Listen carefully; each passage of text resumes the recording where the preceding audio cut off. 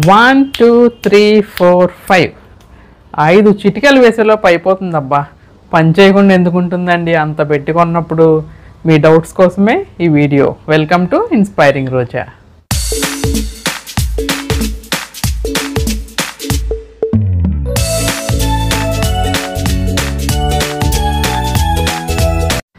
వచ్చేసానండి మరొక మంచి యూస్ఫుల్ వీడియోతో మీ ముందుకైతే వచ్చేసాను.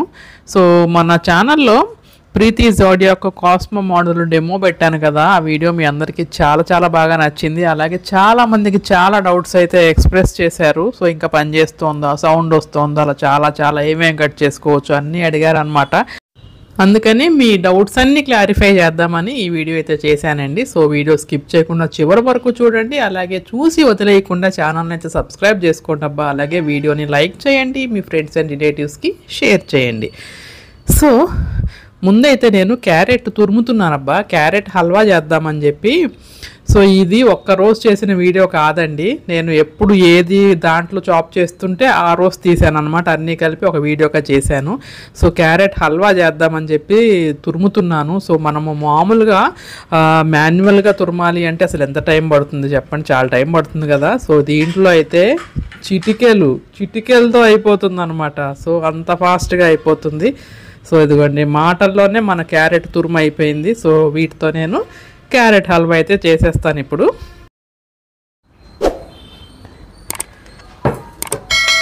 ఇప్పుడు మనము ఆనియన్స్ ఎలా కట్ చేయాలో చూద్దామండి. సో కొన్ని కూరల్లో మనకి ఆనియన్స్ ఎక్కువ పడతాయి కదా, కోడిగుడ్డు పులుసు, టొమాటో కూర, ములక్కాయ కూర, అలాంటి వాటికి ఎక్కువ ఉల్లిపాయ కావాలి కదా. సో దీంట్లో అయితే చాలా ఫాస్ట్గా అయిపోతుంది. సో నేను ఉల్లిపాయని 4 పీసెస్గా చేసుకున్నాను. ఇలా చేసుకుని వేసేసుకోవాలి. ముందు 4 ముక్కలు వేసేసి ఆన్ చేసేద్దాము.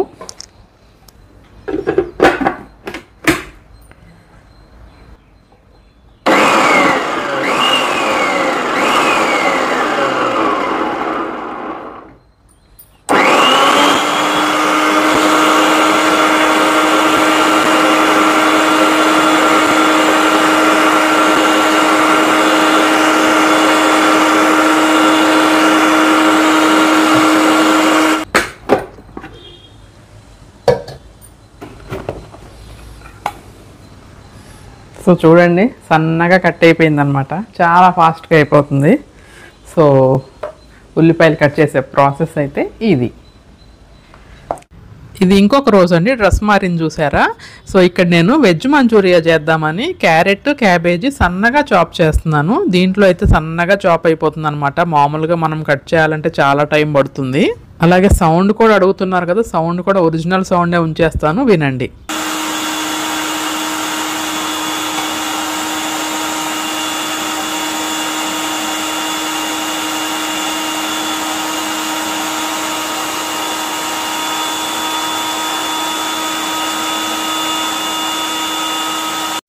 అదే ఈ క్యారెట్ చాపింగ్ అండి, మనము మామూలుగా మిక్సీ జార్లో వేసామంటే ప్యూరీ అయిపోతుంది, లేదంటే జ్యూస్ లాగా వచ్చేస్తుంది.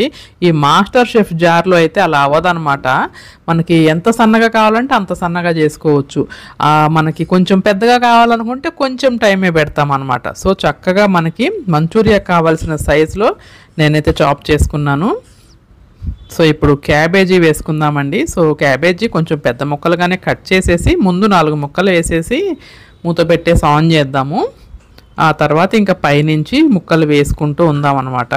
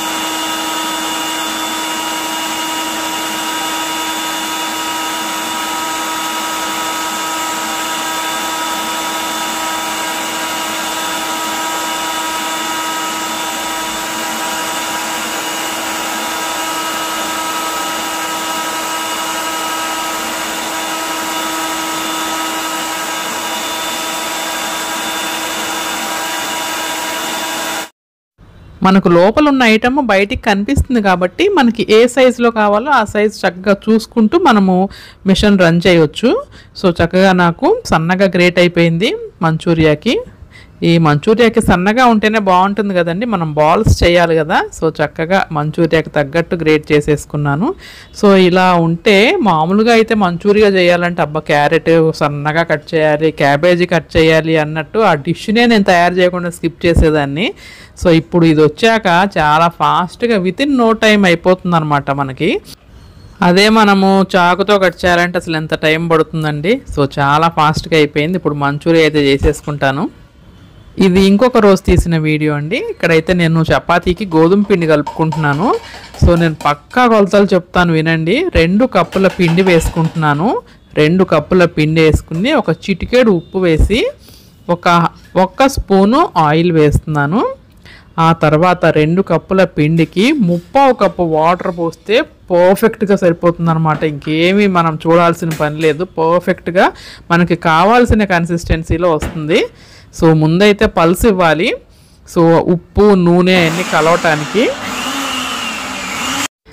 ఆ తర్వాత 1లో పెట్టేసి ఒకేసారి నీళ్లు పోయకుండా కొంచెం కొంచెంగా యాడ్ చేసుకుంటే పర్ఫెక్ట్గా మనకి చపాతీ పిండి అయితే రెడీ అయిపోతుందబ్బా.